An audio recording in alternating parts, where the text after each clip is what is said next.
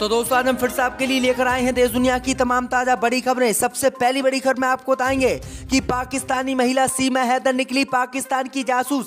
पूछताछ में हुआ बड़ा खुलासा। मोदी सरकार को उड़े होश, सचिन मीणा का परिवार बेहोश। अब सचिन मीणा सहित सीमा हैदर को होगी जेल, मोदी ने किया ऐलान। वहीं आपको बताएंगे दोस्तों की कांवड़ यात्रा को लेकर योगी सरकार पर असदुद्दीन ओवैसी ने बोला हमला। कहा कांवड़ यात्रा के लिए बंद करा दी जाती है मीट की दुकानें, सड़क पर नमाज पढ़ो तो हो जाती है उत्तर प्रदेश में एफआईआर। वहीं आपको बताएंगे दोस्तों की सचिन मीणा की प्रेम का सीमा हैदर को अब जल्द भेजा जाएगा पाकिस्तान। मोदी सरकार बोली ये है पाकिस्तान की जासूस, भारत में फैलाएगी आतंक। वहीं आपको बताएंगे दोस्तों की राम श्याम और बाम ने मिलकर फैलाई पंचायत चुनाव में हिंसा, नतीजों के बाद बोली ममता बनर्जी।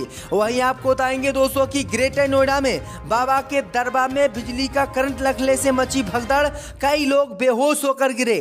वहीं आपको बताएंगे दोस्तों की अलीगढ़ में यमुना बह रही है खतरे के निशान से ऊपर, आधा दर्जन गांव में पानी घुसा, मोदी और योगी ने नहीं की कोई भी मदद। तो दोस्तों सभी खबरों को आपको एक एक कर बताने वाले हैं, वीडियो को लाइक कर चैनल को सब्सक्राइब कर दें। इसी बीच पर तो दोस्तों अगली खबर की ओर, तो पाकिस्तानी महिला सीमा हैदर निकली पाकिस्तान की जासूस। मोदी सरकार के उड़े होश, सचिन मीणा का परिवार बेहोश, अब वापस भेजा जाएगा पाकिस्तान।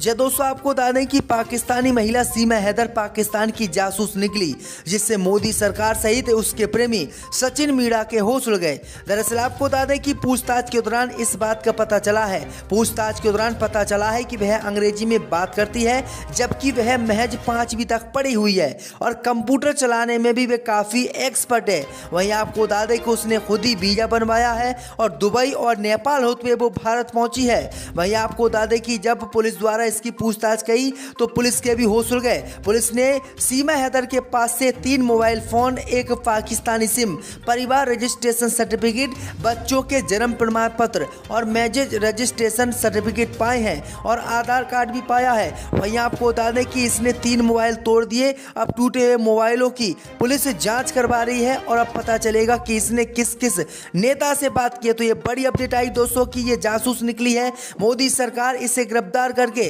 सचिन के परिवार को भी गिरफ्तार करके अब जल्दी जेल में डालने वाली है। इसी बीच पर तो दोस्तों अगली खबर की ओर, तो कांवड़ यात्रा को लेकर योगी पर भड़के असदुद्दीन ओवैसी। कहा कांवड़ के लिए बंद करा दी मीट की दुकानें। जब दोस्तों आपको बता दें कि उत्तर प्रदेश के कई जिलों में कांवड़ यात्रा के चलते मीट की दुकानें योगी सरकार द्वारा बंद कराई गई हैं। इस पर असदुद्दीन ओवैसी ने भाजपा पर हमला बोला है। उन्होंने इस मामले को समान नागरिक संहिता से जोड़ा है। ओवैसी ने ट्वीट करके कहा है कि कांवड़ यात्रा में गोश्त की दुकानें ही बंद करा दी हैं। धार्मिक भावनाओं के नाम पर रोजगार छीनना शर्मनाक है।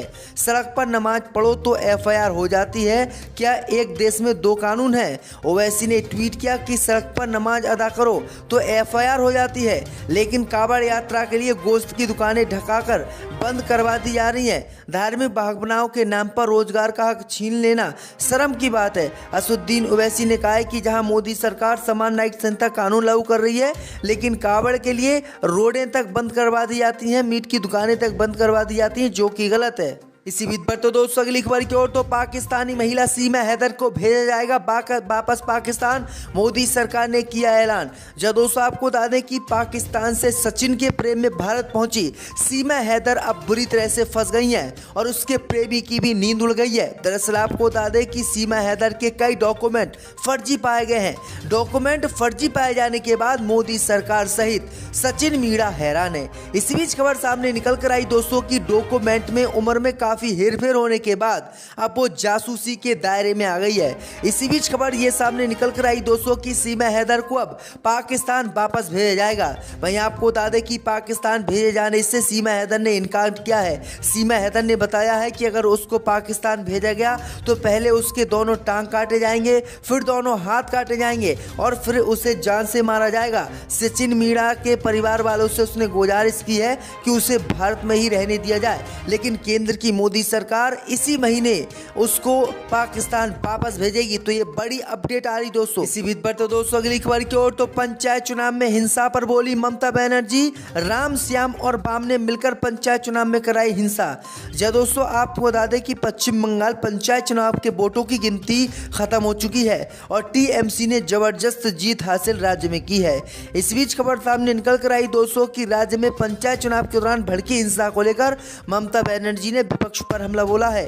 ममता बनर्जी ने कहा है कि राम, श्याम और वाम ने मिलकर चुनाव में हिंसा की साजिश रची। यहाँ ममता ने बीजेपी, कांग्रेस और सीपीआईएम पर एक साथ हमला बोला है। बता दें कि पंचायत चुनाव पूरी तरह से हिंसा की भेंट चढ़ा दिखा। सिर्फ वोटिंग वाले दिन ही 19 लोगों की हत्या हो गई थी। ये सभी किसी न किसी राजनीतिक पार्टी के कार्यकर्ताओं द्वारा काम किया गया था।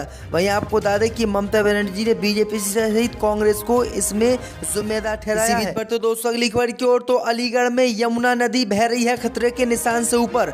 आधा दर्जन गाँव में घुसा बाढ़ का पानी, जनजीवन अस्त व्यस्त। जब दोस्तों आपको बता दें कि यूपी के अलीगढ़ में यमुना नदी का जल स्तर खतरे के निशान पर पहुंच गया है, जिससे अलीगढ़ के आधा दर्जन गाँव में पानी घुस गया है। यहाँ रहने वाले ग्रामीण गाँव में पानी घुसने से परेशान है। किसानों की फसलें और सब्जियां नष्ट हो गई हैं। वहीं खेतों में पानी घुसने से किसानों को लाखों का नुकसान हुआ है।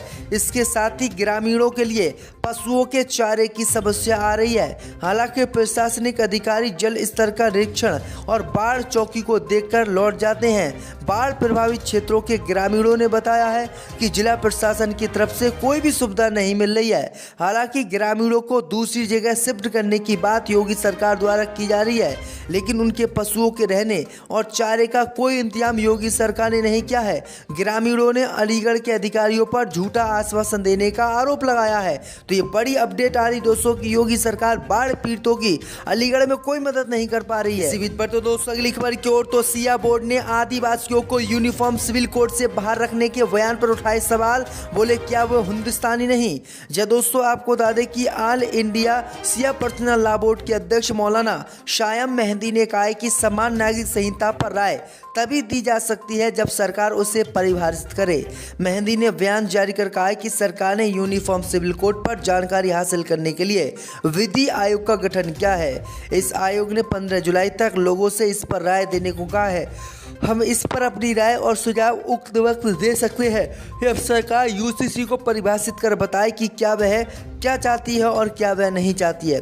उन्होंने आदिवासियों को यूनिफॉर्म सिविल कोड से बाहर रखने के बिहार के पूर्व उप मुख्यमंत्री व भाजपा नेता सुशील मोदी के बयान पर सवाल उठाए हैं। उन्होंने कहा कि क्या आदिवासी हिंदुस्तानी नहीं है, या फिर आप जिसको चाहोगे उसे यूनिफॉर्म सिविल कोड में शामिल करोगे और जिसे नहीं चाहोगे आप उसको शामिल नहीं करोगे। उन्होंने कहा कि अगर सिया और मुसलमानों को ही फिर यूनिफॉर्म सिविल कोड में क्यों रखा जा रहा है, सिर्फ हिंदुओं को ही इसमें रखा जाए। इसी बीच पर तो दोस्तों अगली खबर की ओर, तो ग्रेटर नोएडा में बाबा बागेश्वर के दरबार में मची भगदड़, कई लोग हुए बेहोश। जब दोस्तों आपको बता दें कि बागेश्वर धाम के महंत धीरेन्द्र शास्त्री के दरबार का आयोजन बुधवार को ग्रेटर नोएडा में किया गया, जिसमें पूरी व्यवस्था चरमरा गई। लोगों की भीड़ उम्मीद से ज़्यादा पहुंच गई। इस दौरान भगदड़ का माहौल बढ़ गया, जिसके कारण कई लोग बेहोश होकर गिर गए। कई लोगों को गंभीर चोटें आई हैं और दिव्य दरबार में लोगों को आने जाने की होड़ थी। इस दौरान कई लोग बैरिकेड तोड़कर आगे तक पहुंच गए। पुलिस ने समझा बुझाकर उन लोगों को शांत कराया। मिली जानकारी के अनुसार इस भगदड़ के पीछे करंट लगने की जानकारी सामने आ रही है। बताया जा रहा है कि वीआईपी पास के पीछे गेट से एंट्री करवाई जा रही थी। वहां पर बिजली के तार होने से कुछ लोग को करंट लगा, जिसके कारण भगदड़ मच गई। आई गई और सबने देखा कि लाशों को कुत्तों ने खाया था। क्या ये सरकार की नाकामी नहीं है? यकीनी तौर पे आप मेरी बात तो पूरी सुन लें, बाद में सवाल किया करिए। जब इसकी जिम्मेदारी किसकी है? सरकार से टैक्स लेने के लिए? क्या सरकार की जिम्मेदारी नहीं है कि गरीब को उसके आदर के साथ अंतिम संस्कार कर दिया जाए अगर किसी के पास पैसा नहीं है तो? सरकार ने लाखों करोड़ों रुपया फंड का, हम लोगों का, इसका उसका काटा गया है। वो उस पैसे का हिसाब देने को तैयार नहीं है।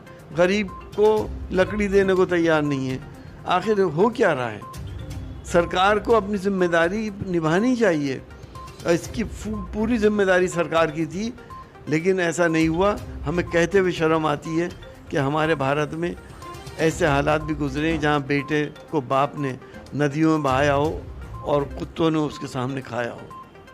अभी जो सरकार ने, उत्तर प्रदेश की जो योगी सरकार है, उन्होंने एक ऐड छपवाया था। उसमें एक फ़ोटो जो है बंगाल के हाईवे का लगा दिया था, दूसरी फ़ोटो अमेरिका की एक कंपनी की लगा दी थी। तो क्या सरकार वास्तव में उत्तर प्रदेश में विकास नहीं किया है या फिर विकास के नाम पर लोगों को धोखा दे रही है? विकास किया होता तो उसकी फ़ोटो लगाते। वो तो ये समझ रहे हैं बेवकूफ़ लोग हैं, भोले भाले लोगों को बेवकूफ़ समझ रहे हैं। उन्होंने ये फ़ोटो लगवा दिया। हो सकता कल को ताजमहल का लगवा दें कि उत्तर प्रदेश की सरकार ने बनाया है इसे, इनका क्या भरोसा।